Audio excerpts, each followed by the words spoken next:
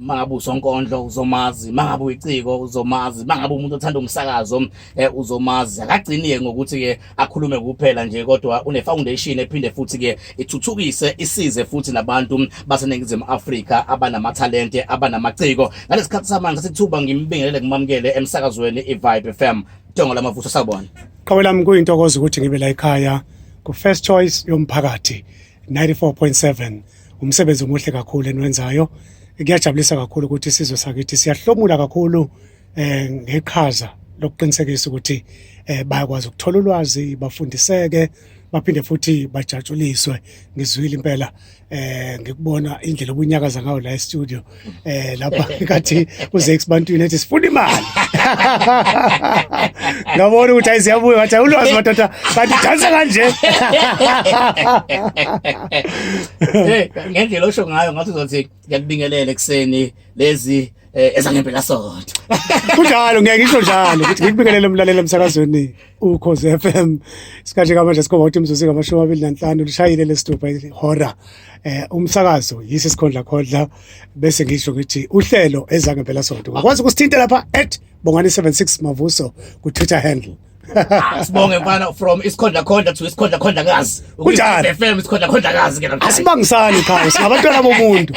Singabantwana bomuntu siyancelisana kho konke. Umuntu ongazi ngeBongani Mavuso omaziyo kodwa uMbongani Mavuso iBongani Mavuso Foundation yenzani and uyisungulwe nini and inhloso yayo yini? iBongani Mavuso Foundation inhlangano engiyakhe ngokungabheki inzuzo. Ngiyakhela ngizoqala nje ngokuthi ngisho ukuthi ngiyisungule ngo-2018.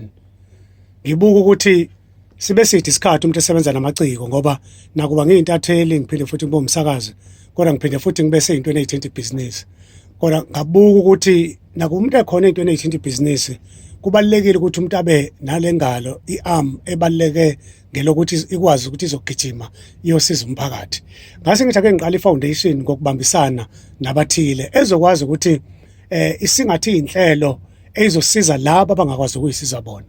Iphinde futhi ikwazi ukusiza ngaseyinhlakeni zokuthuthukisa labo abangakwazi ukuqhubeka nemfundo ekutheni sifake la singafaka khona ekutheni baqhubeke nemfundo. Mawubuka nje sibukile ukuthi imfundo njengoba kwasho Nelson Mandela wathi i-education ibaluleke kakhulu, iyona ongakwazi ukuyisebenzisa ekuguquleni isimo somhlaba nangendlela umhlaba obukeka ngayo. Ngithathe kulawo mazwi kwaMadiba ngabuka ukuthi nami ke ngale foundation angikwazi ukuthi ngiyisebenzise ekutheni sifundise, sakhe, sithuthukise, kungaba umdala kube umncane kube nayi loyo onephupho lokuphokophelela phambili. Yingakho njengamanje i-initiative siyiqalile ngo-2020 le yokuhonorisha nokucelebrate ama-intellectuals akithi, iy'ncitha buchopho zakithi ebeyinganakiwe. Ngibuke njengomuntu ophinde abe umbhali nginencwadi eyiningi engiyibhalile. Ngabuka ukuthi sinobaba abanjengoProfessor Othi Nxumalo. Sisafunde high school ngiyakhumbula nje kwa-standard 7 ngangikwenza ngo-91. Incwadi zikababa uNxumalo sasiyifunde esikoleni i-prescriptive. Ukusukela lo mnyaka yama-1990s kuqhubeka njalo kuze kuzofika lesikhathi samanje. Iy'ncwadi zabo yisene-role ne-contribution enkulu kwi-education system.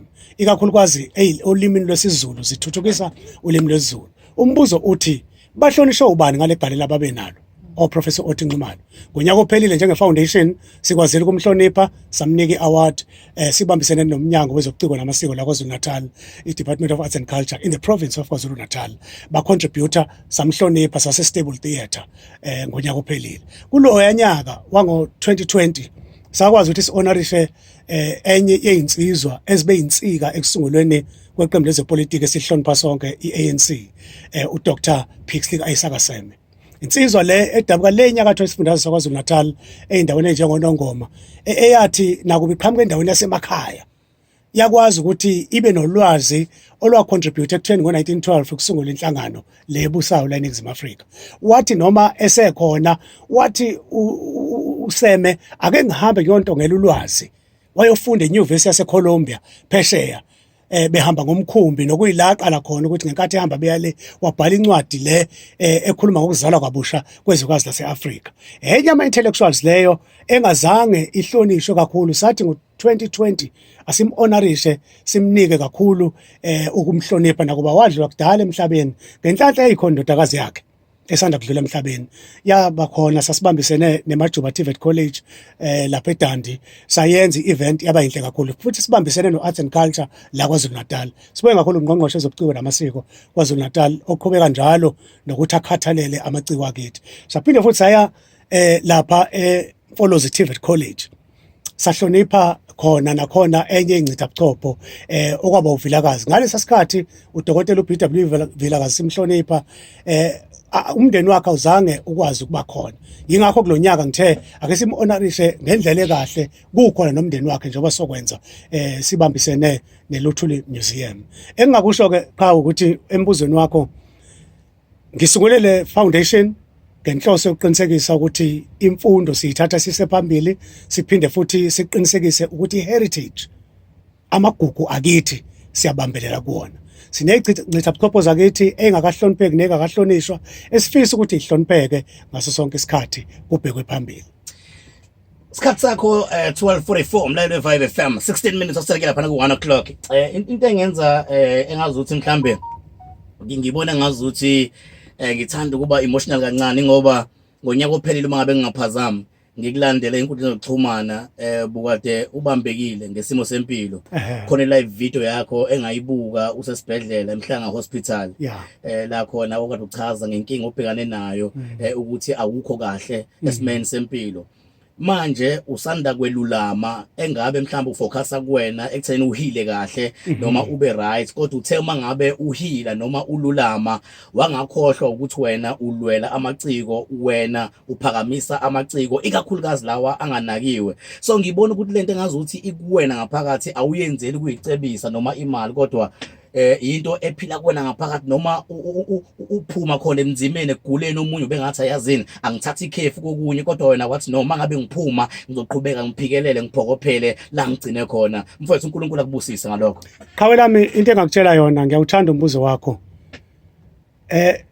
uma uyiciko uyaphathiswa uma uyiciko lento ibakuwe ngaphakathi njengesangoma na njengesiyoni na njengenyanga amaciko amaningi azokutshela ukuthi ingoma uthelele kwesinye isikhathi imfikele avuka ahlale phansi aqophe ingoma noma ngene studio makuthi seduzane kwekamelo wasekulalele kulona ayishaya ingoma ihlanganise kuze kuse enza leyo ngoma ngoba lento ingaphakathi kuwe akekho umuntu ongakwazi ukuyithatha ungakuthatha konke uqede ngeciko uthatha imali uthathe yonke into bese umshiye yedwa enje kodwa egcineni italente lakhe lelo uNkulunkulu amnike lona ngeke lize lisuke kuyena yingakho ingane nengane mayizali izali ifumbethe nami ngiyakholwa ukuthi ekuzalweni kwami ngazalwa ngafumbathiswa ubuciko ngoba angikhethi mawuthi angenza izinkondlo na njengamanje ngingakahayela izinkondlo kuphela u30 minutes non stop ngihaya ngigijima ngiyaphambili ngoba into esegazini lami mawubuka imisebenzi uNkulunkulu angibusise ngayo ngiyibhalile ngezincwadi engaphezulu kwe13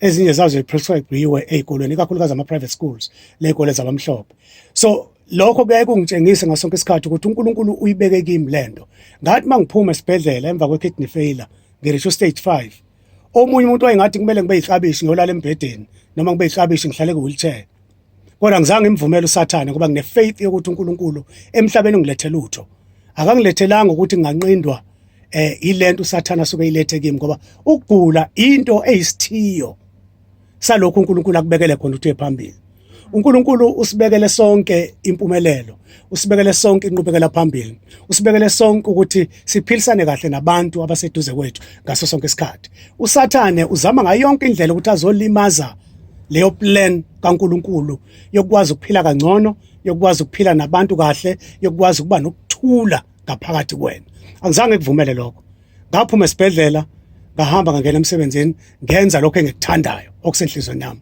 ngoba ayikho into qhawe lami edlula empilweni ukwenza lento oyithandayo into oyithandayo iletha itherapy kuwena kuthi noma ugula ubuthakathaka mawukwathatha ipeni nephepha wabhala iyaphuma lento esikuhlukumezile angikuvumelanga ukuba ne-kidney failure ukuthi kungimise endleleni engihamba kuyona ngoba uNkulunkulu ngathi mina as long as ngisaphefumula ngisakwazi ukukhipha umphefumulo ngisakwazi ukuthatha unyawo ngilisuse embhedeni ngihamba kusho ukuthi ngiyaphila angeke ngikuvumele ukuthi ngilale embhedeni ngiphenduke inkubela ngingayona inkubela okubalekile mangikwazi ukuthatha istep ngithi step 1 step 2 step 3 ngiye phambili ngizokwazi ukuya phambili ngikwazi ukwenza izinto ngendlela enothando nangendlela ekhombisa ukuthi ngiyaphambili ngivuka ngo2 ekseni ngingene office lami ngihlale ku computer ngibhale abantu abaningi bamangala bathi Mavuso walontsha ama novel walontsha into ezithile kwenziwa yini isiphiwe ngisiphiwe uNkulunkulu ungakuthatha konke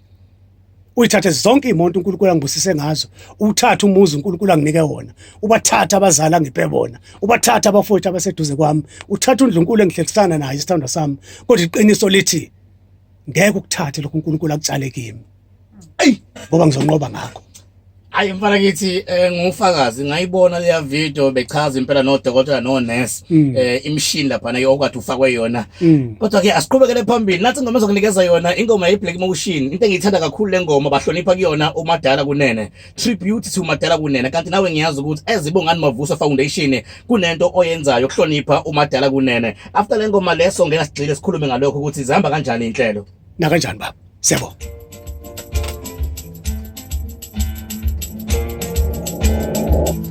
Bazokhuluma kahle shake. Siyabonga. Ukuthi umnalo interview umuntu I'm obsessed. I'm like ngiyamthusa naye uyathusela ulwazi ungazi kangaka ngiyamthusa naye ngiyamsurprise siqala ngale uze ngokuthi bakunika ibackground ukonalele sesiyabuya sesongena ke kwin-author interview asakangeni kuyona yebo ilento efunekayo observing le interview ngongangifile I'm taking points ngithatha ama points ngangifile yabo hayi no siyabonga kakhulu ilento ebalekile ukuthi message ku program manager uthi wamshaya kamnandi background yeah ngizele message ayanda siyabonga ade manje besibuya sebeyamazi ngoba le foundation sesokhuluma kunjalo ngiyabonga abantu abaningi bazorelate ngale ngoma ke le ngoma le iyona eintroduce uMadala especially ku mainstream le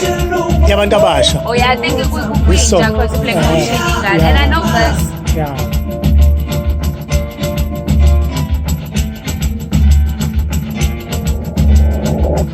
Besibuya manje sangena saqila kuyona cela ungiunpackela yona ke thatha ke from data bazosechaza alright uze nawe no ayikho inkinga